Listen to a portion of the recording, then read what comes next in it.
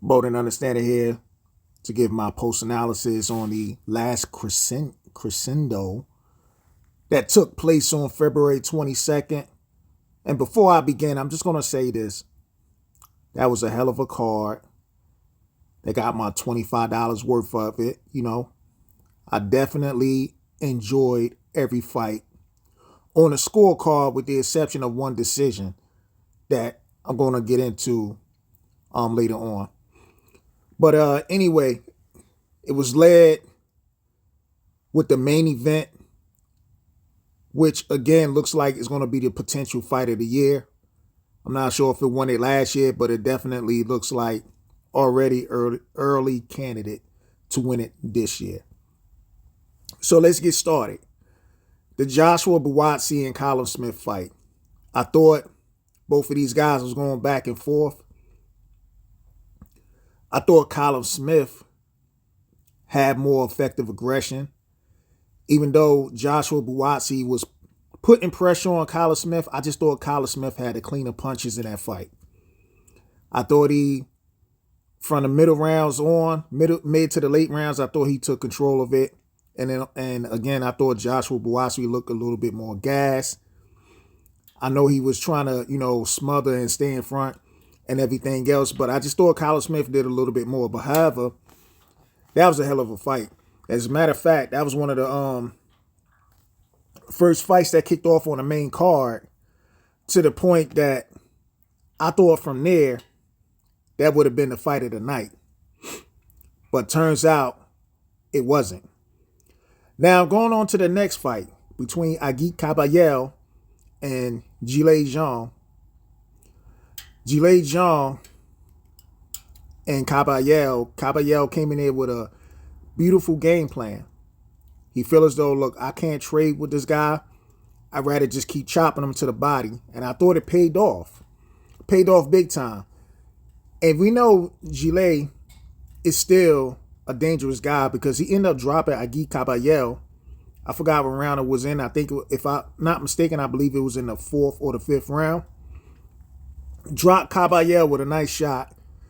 They got caught in a trade, and Zhilei Zhang, who was also tied at the time, is still a powerful man that he managed to drop Agit Kabayel on the canvas. But, Agit Kabayel got back up. They kept continuing to fight. Kabayel started to get more momentum finishing off that round.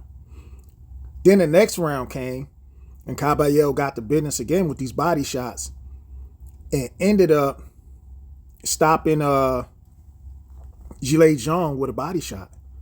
Remember, Zhilei Zhang almost went down before, where so the referee was going to stop and do a count, but Zhilei decided to tough it out. And then it went on a little bit more where Agit basically put him down and Zhilei couldn't beat the count. Those body shots wore him out. Wore out Zhilei Zhang. Zhilei, I understand he's in his 40s, but he's also a product of his own environment. Now, granted, he has excellent skills. He's very technical. But Zhilei is not conditioned. He's not well conditioned.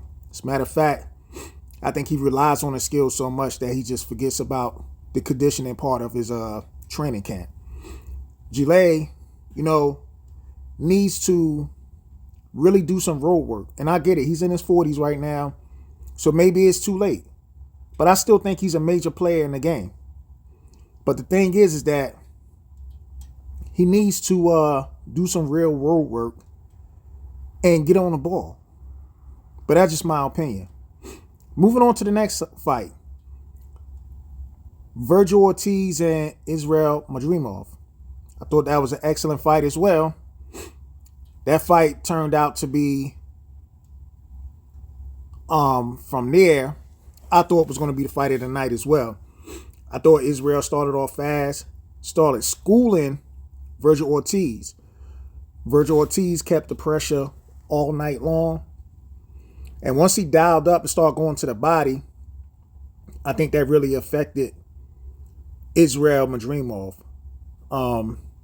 Especially in one of those rounds if I'm not mistaken, it might have been in round 7, where though Virgil Ortiz hit Israel Madrimov with a beautiful combination at the end of the round. It looked like the momentum was just swinging to Virgil Ortiz's way. One thing I didn't like about that fight is it was just too much interference from the referee. I was talking about the shoulder bump. I never seen referees get upset about shoulder bumps until that fight. Now, that leading with the head, which would cause head clashes, because that did happen a couple of times. I could see that. But the shoulder bump, I'm like, come on, man. That's a lot of bosses do that. But it is what it is. I'm not going to front, man. I thought Virgil Ortiz had a good night. He did his thing. It was an excellent fight from both guys. I just thought Virgil Ortiz had a little bit more. Both guys were damaged. And what's so surprising is that even though Virgil Ortiz won, he looked like he took more damage to the face than Israel did. But that was an excellent performance by Virgil Ortiz. He did his thing. And from there, I actually thought that was the fight of the night.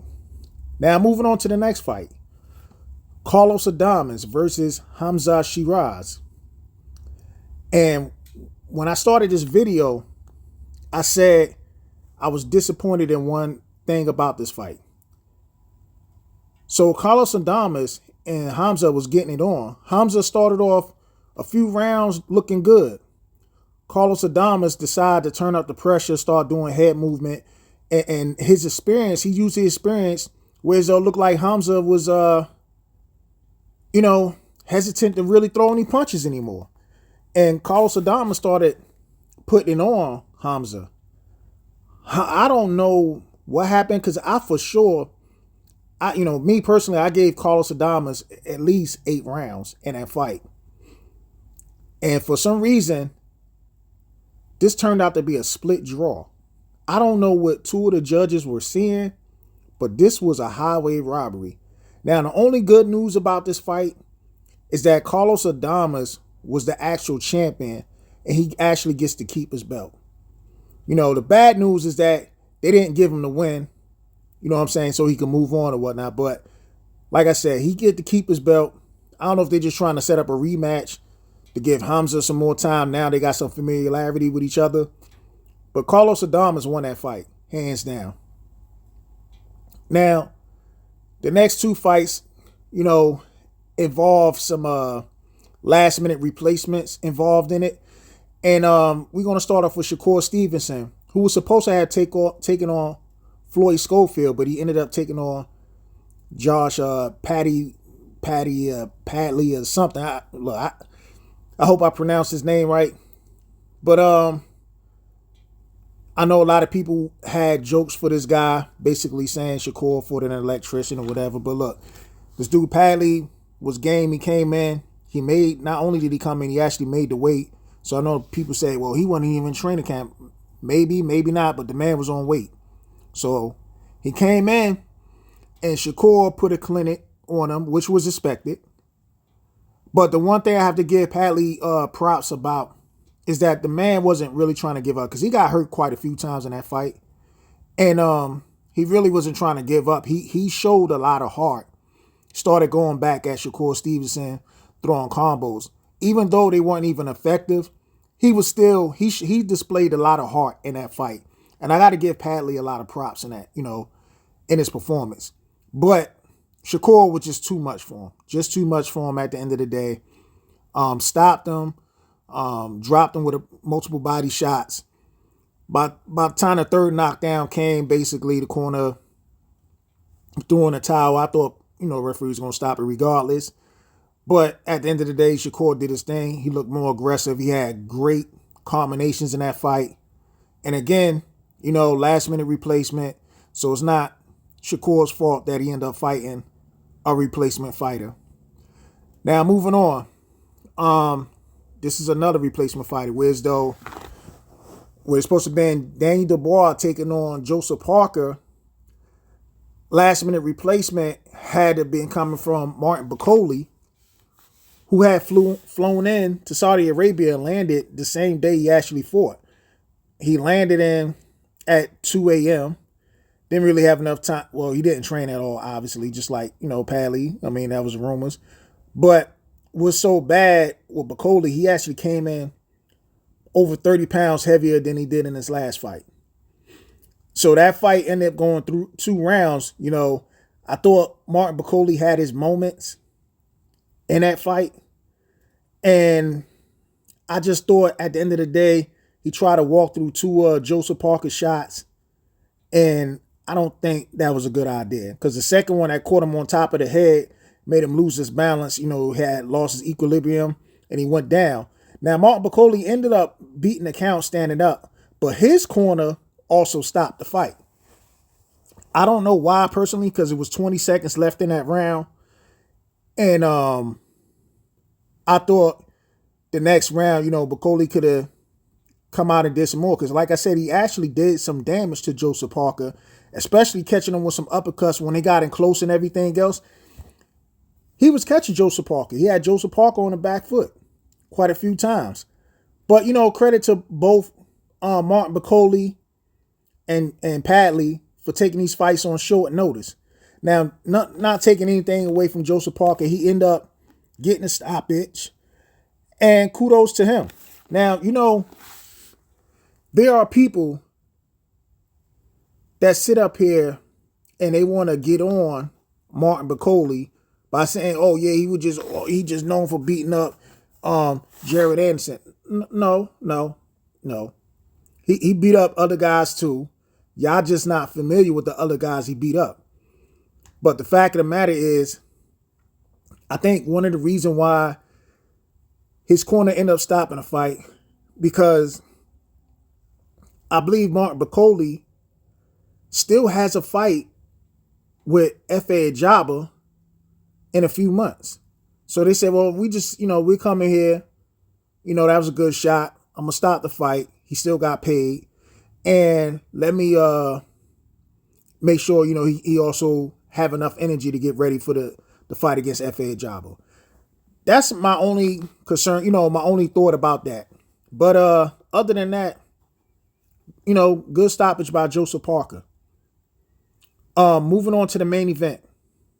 Look, man, when I said I spent, that was money well spent on this card from top to bottom, if it would have just stopped at the co-main event, I would have been completely satisfied. The main event to me was the bonus on the top, or the cherry on top. Artur Beterbiev and Dmitry Bivol. They had a great fight in the first fight that they fought. The second fight didn't disappoint. It just continued on from round 13 on. And I thought Bivol started off fast as usual in the first 2 rounds. But then quickly from the third round and pretty much most of the middle rounds, I gave it all to Beterbiev, because he also cranked up the pressure and started applying pressure to Dmitry Bivol, whereas though he had Dmitry Bivol not really punching. It's just, I think them body shots was getting to Bivol, them, arms and everything else. And then I think by the time the 7th, 8th round came around, Bivol, regained his second win. And he started looking fluid again. Now, remind you, they was massaging Bivol legs and arms, in the corner between rounds to loosen them up, because I believe, like I said, those Artur Beterbiev shot was getting to Bivol. So Bivol ended up regaining momentum and started doing this thing. Started moving around, circling to the middle of the ring, unloading combinations and everything else. Whereas though it looked like Bivol grabbed the lead. And then I thought after the 10th round, I had it 5-5. And then, of course, the last 2 rounds, I had it split. I gave Bivol the 11th, and I gave Artur the 12th. And in my mind, I actually scored that fight a draw, personally.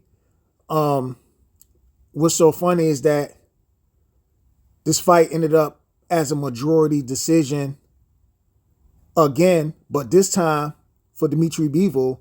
And not to mention, if I'm not mistaken, the scores were exactly the same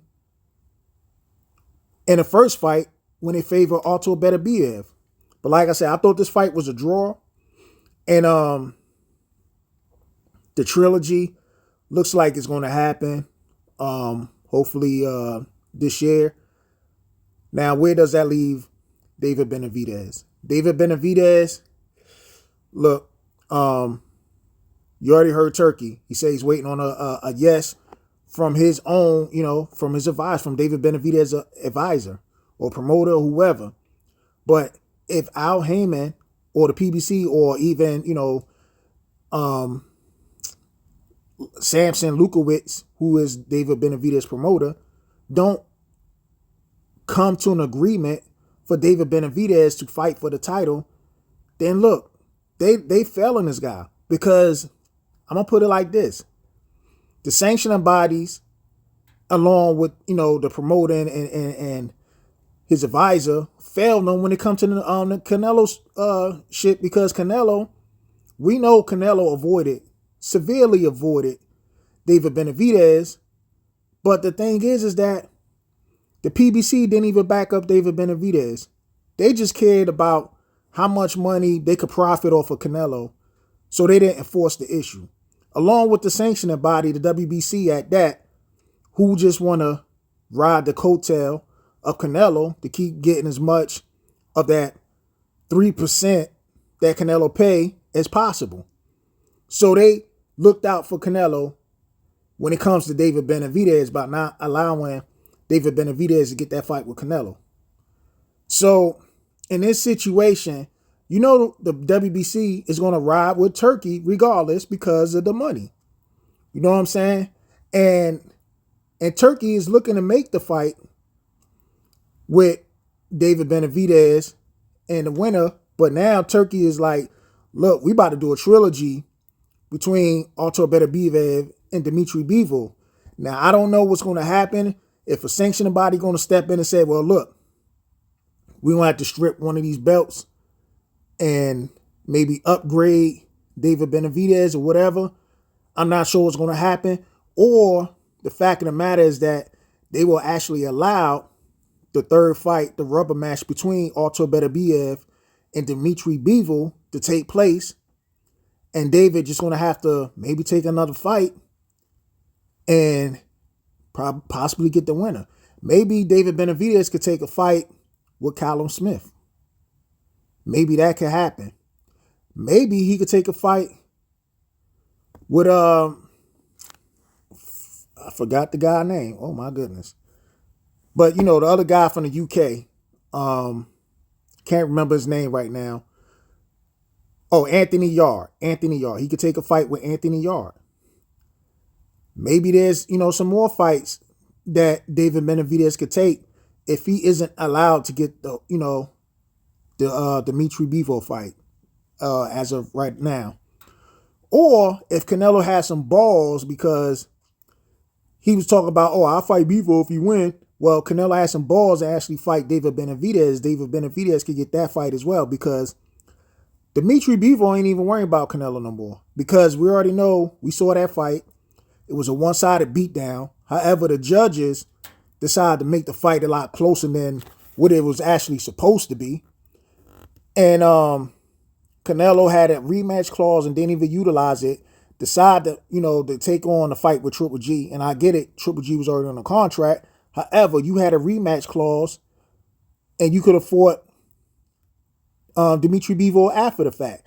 But the fact of the matter, Canelo waited till he fought Triple G, beat Triple G, and then all of a sudden came out with he had to get surgery, and they came out with the excuse of the only reason why he lost to Dmitry Bivol, first it was he was too big, then it was because his hand, he had to get surgery. I mean, you can't even make this shit up. He made up so many excuses that when Dmitry Bivol called his bluff and said, well, look, if you want to fight me again, I'll come down to your weight for your belts. And then Canelo backtracked and said, well, it's not fair if you come down and fight me at my weight class, because then people, when I beat you, people want to say I weight drained you. No. You just knew for a fact, he knew for a fact that he can't beat Dmitry Bivol. So after his surgery, he takes a fight with a I forgot the one guy. He took a fight with the UK guy, and got that fight. Right after that, he takes a fight with Jamel Charlo. So Canelo didn't want the rematch with Dimitri Bivol to begin with. So Dimitri Bivol already said he had moved on from Canelo. So if Canelo wants to fight again at 175, maybe he should just fight David Benavidez. But we know that ain't going to happen. And all this 25 extra pounds on fight night crap, Canelo don't want to do that. Because Canelo made up every excuse, but when it came to Berlanga, he didn't care about that 25 extra pounds on fight night. But anyway, that's all I have. Vote and understanding. I'm out. Peace.